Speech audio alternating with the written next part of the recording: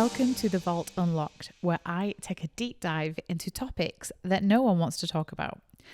And this one could be divisive. We are going to go into buy now, pay later. And whether you're a fan of it, whether you don't like it, whether you're a bit unsure, all are welcome here. This is just going to be a bit of a deep dive into what it is, how it works, but more importantly, how it can impact your money journey.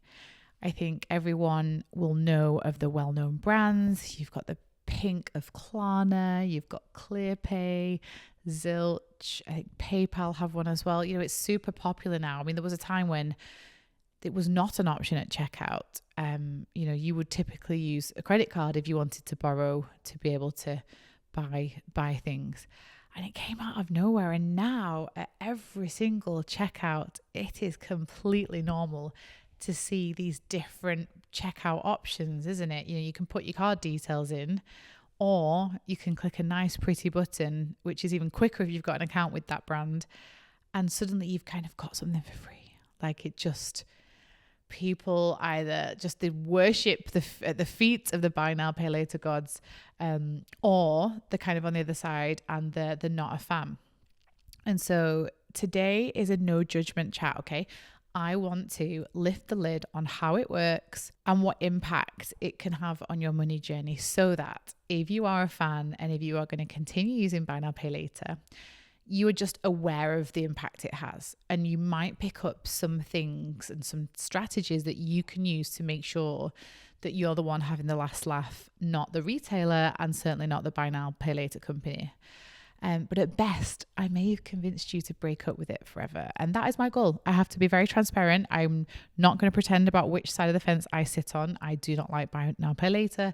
I have seen so much success when people have decided finally to not use it. But likewise, I do know some people that use it and can sleep at night and don't have a bad problem either. So we're going to be very, very transparent and balanced. So let's get into it.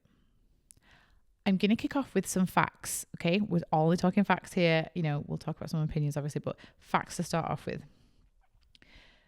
1 in 4 buy now, pay later users regret their purchases.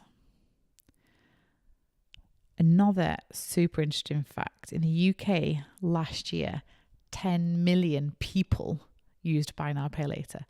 That is an awfully big proportion of our population here in the UK, especially if you think a good proportion may not be shopping online and a good proportion are probably under the age of 16. So that's an awful lot of people actually using it.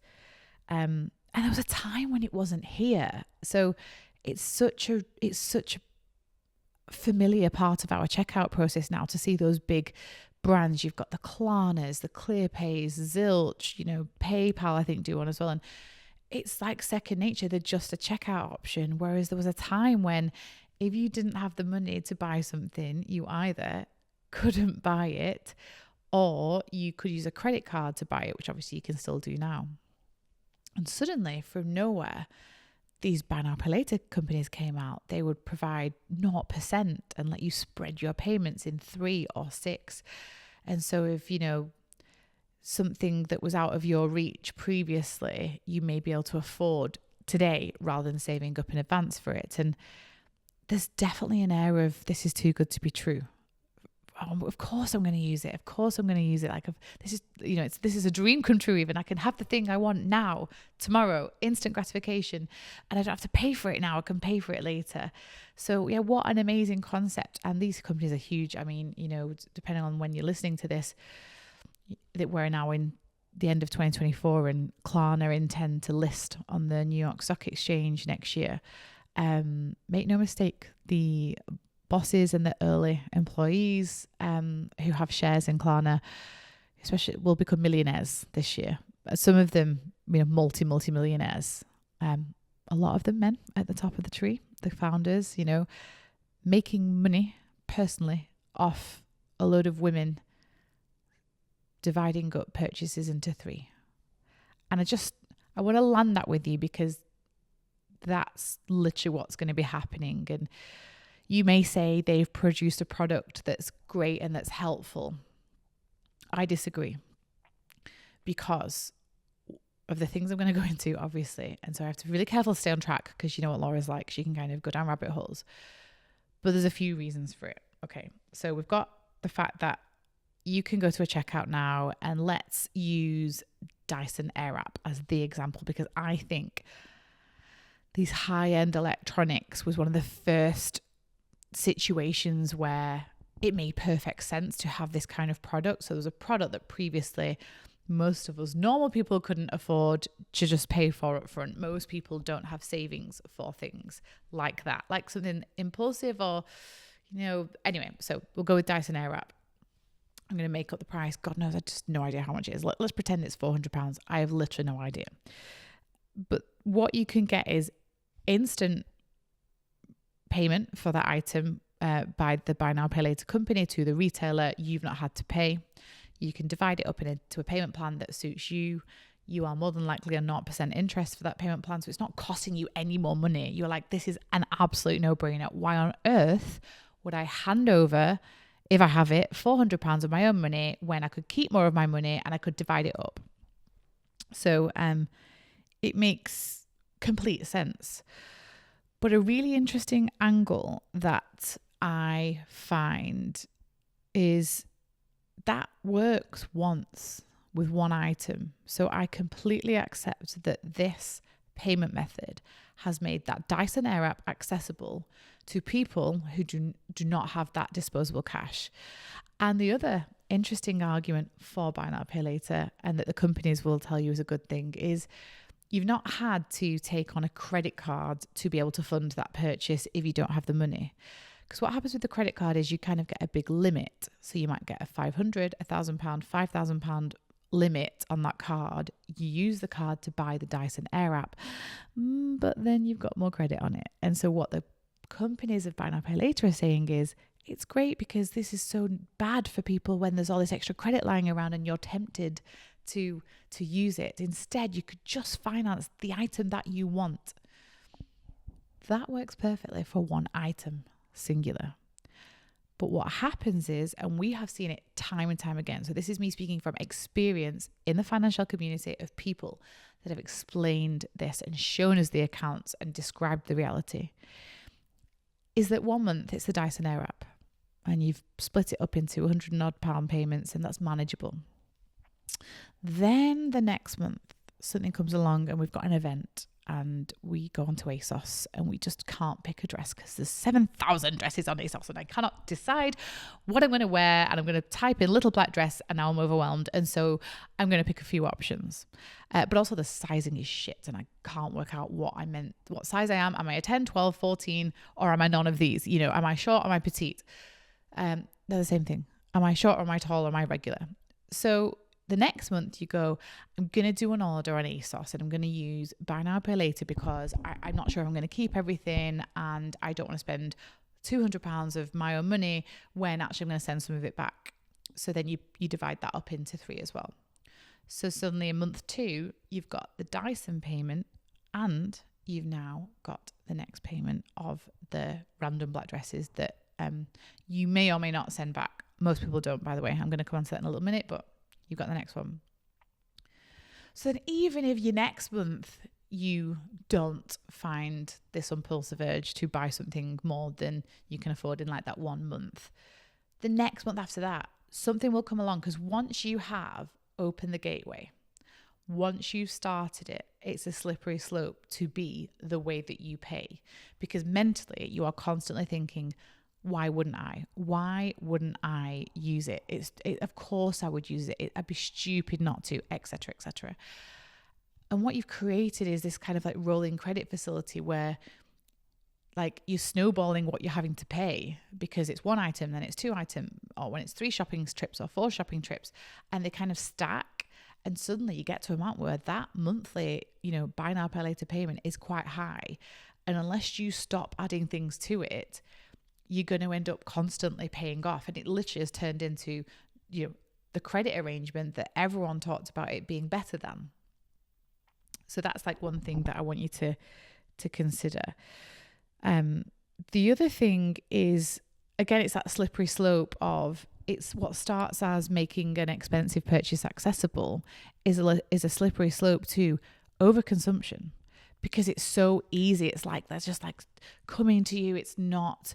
It's easy. It feels free. We already know a Harvard Business Study review. We know when we use credit, we spend more. Like, we are scientifically proven to spend more, and it just doesn't feel real. And so actually, I just want to share this story from someone in our community. So Elle is a financial community member who initially started to use buy now, pay later to afford big ticket items like furniture. Super common. You may have typically used a credit card for that, to be fair, in the past. But soon she found herself using buy now, pay later for everyday purchases, from food to skincare. At one point, she had 17 separate repayments due across 3 platforms, and it started to become unmanageable.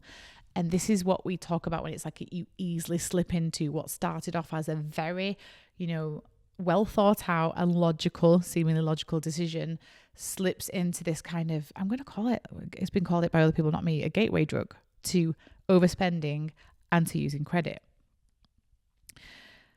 If we think about the rise of buy now, pay later, it's the branding is big. They, if we take an example like Klarna is a aesthetic brand who, had Snoop Dogg as the face of Klarna. Recently, I was a little disappointed really, but I saw Patricia Bright had a YouTube video sponsored by Klarna. It came up on my feed. It said sponsored by Klarna or in partnership with Klarna. And I was just like, what a shame. It's that they know who they're targeting. They're targeting women. They're targeting women that want to spend money on clothes, women that feel inadequate and that feel they need the latest like LED face mask or the expensive skincare or the winter haul or wardrobe. I saw that so often, people using these Klarna especially, but any of them to pay for the whole new wardrobe that of course you need, because of course everyone on Instagram and TikTok is looking a particular way this winter and none of that's in my wardrobe, so I need a new winter wardrobe, and of course I'll use buy now, pay later for it. So they're actively and aggressively, I would say, targeting women. Women are in control of 85% of the world's spending, and we are the spenders, for good, for bad, for whatever, we're the spenders. So they're coming after us and our money. And so branding's super important to them, so that you recognize it, so that when you get to checkout, you know what Clearpay looks like, you know what Klarna looks like. They're familiar, they're like your friend. And so that you're more likely, they want you at checkout to use them. And so making these purchases, just with like any kind of impulsive spending, triggers this dopamine release. And this like buzz gets extended the more that you buy. But honestly, like the feeling when you suddenly slip into, oh shit, these are actually payments. Like I've got the thing, and that's like hit has gone, and I'm left holding the baby. Like I'm literally left holding the payments for this thing that I just bought so quickly. It's really easy to get carried away with it. I want you to listen closer to this bit, because this is a bit that not a lot of people know about buy now, pay later, and it is completely legitimate. There is nothing wrong with this. This is business, okay? Have you ever sat back and thought, how are they making money? Why are they giving me a 0% credit facility? Why would they do that? Have you ever thought that? I just think it's super important with everything like this to think, what's in it for them? We'll cover credit card points a different day, credit card cashback a different day. It's the same thing. What is in it for them? Why would they possibly, this private company or public company, whatever, why would they give that to me? Why would buy now, pay later companies charge 0% on their loans? Because it's credit. Now, they make some money through late payments, so they will sometimes charge people if they miss a payment. So there are sometimes payments that way. But that's not where the revenue comes from. The revenue comes from the retailers. So a retailer in the shopping basket uses a payment processor. And basically what that is the checkout.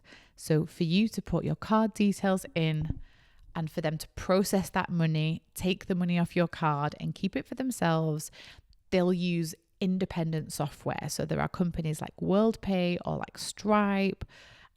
These kind of companies perform the back-end payment processes that you will never see, okay? You just put your card details in and that's it. So those companies charge a fee, a tiny percentage to the retailer for providing that service. Absolutely fine, makes complete sense. So a different way to pay though, obviously, is a buy now, pay later checkout, which is where you click that button and that's how you pay. And what happens is people like Klarna and other brands, but especially Klarna, because they say this in their investor report, you will be able to go find this yourself. I have not got inside information. They are very proud of this. They pitch to retailers, you will sell more if you provide buy now, pay later as an option at checkout.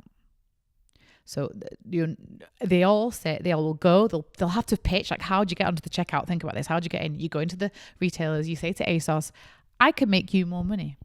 Because when people use me, they will increase their basket size by 30 to 40%. So the retailer sits there and goes, okay, I can sell more if I provide this payment option. Of course, I'm going to provide it. So the retailer gets higher sales, higher basket value, lower cart abandonment. All these things adds up to more money for the retailer. So then they will quite happily pay, and I don't know the exact percentages. I think I've seen them somewhere in some reports, but 7%, let's say, to a buy now, pay later brand, rather than like a 2 or a 3% to a payment processor. They're happy to pay the increase in fees because they've sold more. So all that is going on in the background of you deciding whether to order 4 dresses or 5, or whether to use, to whether to buy that big item that you're not sure about, but it doesn't feel like my money. That's what's going on behind the scenes. It's all about spending psychology, and it's based on the assumption that if that pretty button is there at the checkout, you're going to spend more. And the facts don't lie. Like, that is literally, it's proven in their data because they're telling retailers this. And we also know this from credit anyway, from independent studies. So we know that when people use credit, they're going to spend more, and they've kind of proven it in their reports and stuff. I mean, it's working as of 2024, half of UK adults have used buy now, pay later services at some point. That's 26.4 million people. I think we talked about, 10 million people last year using it. But this is up from 36% at the start of 2023. So it's gone from 36% to 50% of UK adults have used it in 1 year. This is becoming the default way to pay. And I think there are a few financial, emotional, and societal consequences to this method of payment being normalized in our society today. First one we've talked about a little bit, but these overlapping payments can lead to a form of bill shock where the multiple repayments are due simultaneously or right next to each other, because depending on when you've made that purchase, it's split across different months. It could be with different providers, and suddenly you've got this chaos of not knowing when payments are coming out. So when you're trying to work to a budget, if you are trying to work to a budget, or if you're not, but you're reliant on there being money in your account, it can be quite worrying that you've not got enough money in your account. You don't know when these payments are coming. So there's like this chaos that ensues when you are using like simultaneous buy now, pay later providers across different purchases. And defaults are massively on the rise. I read that in 2023, over 30% of buy now, pay later users missed at least one payment, and over half of people that used it paid a late fee, which is 10.6 million people paid a late fee. So after all this kind of like, it's free, it suddenly wasn't for almost half of people. There's also the emotional impact of overconsumption. We know that buyers regret purchases after they've used them. This is probably true of people that don't use buy now, pay later as well. We've all been there. If you're an impulsive spender, there's a big, remorse factor in it. But it's a common theme because the thrill of the purchase peters out, and suddenly you're left, like I said, literally having to deal with the consequences of it. And actually, coming back to what our friend in the community, Elle, said, she admitted that the stress from her buy now, pay later payments made her dread payday instead of looking forward to it. She said, paying off last month's mistakes left me with no money for this month's needs. And that's just highlights exactly how it makes people feel. Another community member shared with me, I realized I was borrowing from future me every time I clicked pay later. Future me wasn't thrilled. And I love the way she said that and put that, because it really makes you think about the decisions that you make today really do impact your future self. And I think, we've got this issue, these free payments cost these late fees. Interest can accumulate quickly if you don't make the payments within the time that you specified when they were 0%. Buy now pay later can turn into this revolving credit facility where they just keep adding things onto the buy now pay later account. But actually, do you know what's really worrying me? And maybe the millennials around can attest to this. I think some of us fell into the 0% credit card phenomenon, which was this like using the cheapest credit you're ever going to use to buy things that were big, and then you kind of get into this switcheroony where you're trying to transfer and balance transfer, and it can like really mount up and get quite stressful. And that was our, gateway drug to credit, was this 0% thing. For these next generations, and for a lot of millennials as well, we're being double whammied here. The long-term impact on younger generations really worries me, because it's already super difficult to learn to save now, buy later. Super difficult. We're not taught how to do it. We're taught that we want everything now. It's already a tough environment for spending, and with the way costs are, the way inflation's been, the way that our household expenses, houses, everything's going up. So it's already hard, and we're already not taught to save now, buy later. But these younger generations are especially vulnerable. 28% of Gen Zs and 34% of millennials said buy now, pay later was their top choice for everyday purchases. And this is what we mean by the term gateway drug, because it's normalizing buying something you can't afford, or buying something with credit so that you can prioritize your money elsewhere, or buying shit you don't need. This massive over-reliance on buy now, pay later, we don't know the impact of yet for younger generations, because as they get used to always kind of spending ahead of their means, when they are coming to try and buy houses, when they are coming to kind of maybe need credit in different ways, when they get into a situation where they may have an illness or a sickness or lose a job, or, life hits them, they've not been taught the basics of how to build financial resilience. They've been taught how to spend. Spend. Keep up with the trends. Make sure you buy the latest things. Don't worry, I've got an event this weekend, can get a dress immediately. Afford it? Who knows? I'll just kind of kick it down the can. This is what we've taught them. And it's really upsetting, because all we want is for people to have a good shot, for people to, really have a fair chance at building a financially stable life. This isn't even talking about wealth building right now. This is talking about especially women, holding women back from being in financial control, being financially stable. It's just something that so many people sit there and go, oh, isn't it handy? God, I love Klarna. I love Klarna. Like it's a person. Like, no. They love you. They love you. And your social media addiction that leads you to want to buy things immediately, and the need to reinvent yourself, and the need to have a glow up, and the need to have a haul. Klarna loves you. Don't you worry about that. So if you love them as well, it's a great relationship. How am I doing for the non-believers? How are you feeling right now? I hope I'm like, we're okay, we're in a good place, and we're still friends, and that I'm on your side, because not everyone is. There's so much more I could go into, but actually, I think it's about time we come around to some resolutions. What can we do about this product? Can we use it mindfully? Is that possible? What options do we have for managing our finances in a way that allows us to spend money and allows us to buy nice things? But we're in control of that. It's our choices, mindful, thought through choices. Let's have a look. I've got a few suggestions. Firstly, we're going to reframe consumption and buying into conscious consumerism. I've seen loads of TikToks recently of people just fed up with buying shit, fed up with a house full of multiple creams and multiple cheap outfits that they kind of just keep impulsively buying, and nothing ever lasts. They're fed up of like taking stuff to the charity shop and realizing how much wastage they go through. And I've seen this like new vibe of underconsumption core being embraced. We've talked about it on the Vault Pod before. And so buying less, buying intentionally, valuing quality over the quantity of things is actually, it's cool. It's a cool thing to do. I really think that you can do this. And I've seen it recently. I'm going to use some brands of examples. Brands probably use buy now, pay later.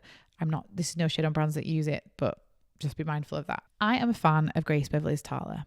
When she first did the first drop, because I was definitely into underconsumption at that time and sustainability, and was like, I don't think I can pay that for leggings.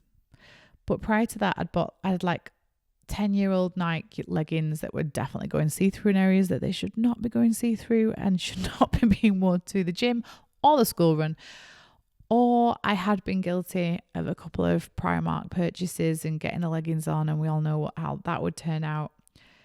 And I tried Gymshark, and I'm not anti-Gymshark, but I decided one Christmas, a few years ago now, to invest in some Tala leggings from Father Christmas. And the quality just was there. I still wear them today. They're honestly as good as they were then, and I probably wear them once a week. They're in my gym rotation. They don't fall down over my hips. They make me feel warm. They make me feel held in but not tight. And my Gymshark ones, honestly, they do fall down a bit. Material sizing, construction, whatever. But it was the best example for me of something where someone would, and I've been there, easily buy 2 to 3 pairs of the cheaper one and just not reach for them in the drawer. Like, I know which leggings I want to come out the wash. I know which ones are drying, and I'm sat going, can't wait to put them on. I feel better when I'm putting something of quality on. And I can't afford lots of them. So I have to be intentional about saving up for the thing or choosing to receive it for Christmas. I could have instead bought 7 pairs of cheaper ones. And I know this isn't connected to buy now, pay later in terms of how I bought them, but the idea is the thing that probably cost more but was well thought out lasts longer than the impulsive buys that you don't really take the time to research and that you kind of just buy in bulk, and then you need to replace them anyway. And so I have really embraced, and I keep seeing on TikTok and Instagram, people embracing not just a capsule, but a lean capsule and a repeatable capsule, and not feeling like you have to keep up with every single trend. It's more manageable. It's more easy to choose what to wear. And it definitely helps with the bank balance as well. And so embracing conscious consumerism, embracing underconsumption core, all these kind of buzzwords for essentially minimalism. You don't have to go without. It's more about just slowing down a bit and not getting carried away with how other people look and what other people are buying, and TikTok shop this and buy this, and hey girlies, this, you will not believe. Shut up. Like, get off my For You page. I have to go quickly so that the algorithm knows I don't want to see it. The next thing is, what's an alternative to buy now, pay later? Save now, buy later. And in financial land, we call this sinking funds. So as we know, sinking funds are pots of money that you build up for planned expenses. And you can have a clothing sinking fund, and you can have a hair and beauty sinking fund. And how do we build it? We use the financial budget method, which is your income at the top, and then you've got your fixed expenses, your sinking funds, and your flexible expenses. And don't forget, as I'll always remind you, the excess at the end is what you put towards your goals. So in this budget, I said sinking funds, and what those are is we've got these pots of money for things that we're going to spend that we might not spend there and then, and we might not even spend that month, and we might not even spend that time of year. But what we do is let's take a holiday, for example. If you're going to go on a trip, and that trip is going to cost, let's do easy maths, £2,400, then in my sinking fund bit of the budget, I put travel, £200. So what it means is that payday, I take 200 and I move it to a bank account that's for sinking funds, or like a POTS functionality, like the Starling Monzo Chases of the world, Revolut. And I put a little picture on of the place I want to go on holiday, and I put travel 2,400 and I move 200 into there. That's what that budget does. That budget breaks up in the app. It breaks up the amount that you want to contribute to your sinking funds. So let's move over to fashion and beauty, because fashion and beauty are the two categories mainly that are used for buy now, pay later. Like, people use buy now, pay later to purchase things in those categories.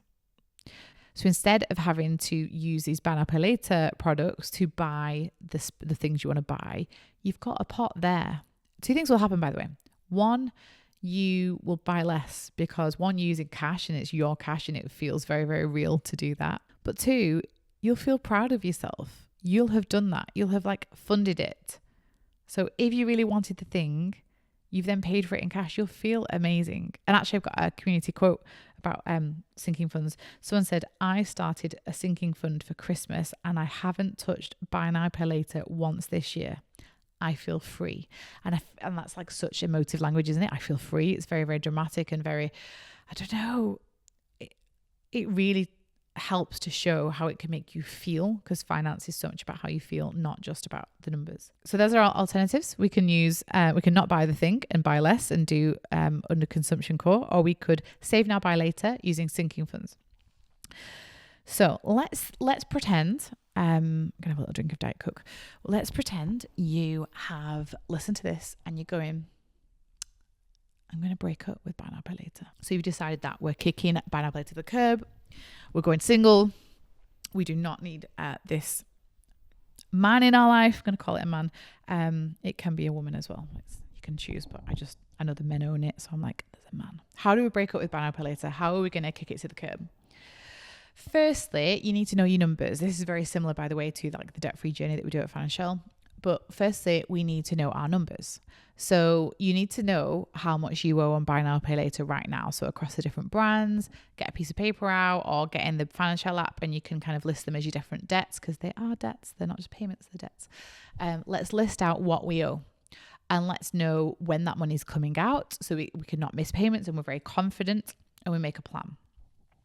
Next, we need to treat them like debts. So firstly, it's important to know when the payments are, like I just said, but have a plan to overpay them. So if you're doing your financial budget, you'll have an excess. It goes in your snowball. More than likely, hopefully if the amounts are quite low, it'll be at the bottom of your snowball. We'll come on to snowball in a different episode, but basically you'll order your debts smallest to largest, and typically your buy now, pay later debts will be lower. So you use your excess in that budget to either overpay them if you want to, or if the payments are going to stop soon, just making sure that you know them in the next budgets and there's a plan to kind of let them peter out. This depends on the next thing happening. You need to commit to not using it. You need to not add any more purchases to your buy now, pay later accounts. That's the only way we're going to pay them off in the short term, because otherwise we're just creating more of a problem for later down the line. We do not want a financial hangover. We want to pay them off.